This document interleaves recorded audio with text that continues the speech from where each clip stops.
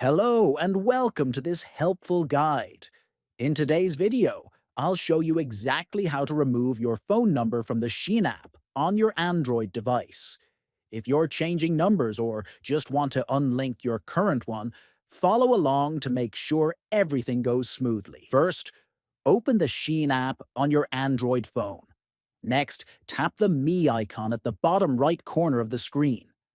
Then, click on the Settings icon at the top right corner. After that, tap on Manage My Account. Tap on Phone Number. Then, choose the Unbind Phone Number option.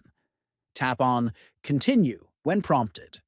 Important, make sure you have a valid email address linked to your SHEIN account. You'll need it to log in after removing your phone number. Enter the verification code that SHEIN sends to your registered number to confirm. Once the code is verified, your phone number will be unlinked from your account. And that's it. Your number has now been successfully removed from your SHEIN account.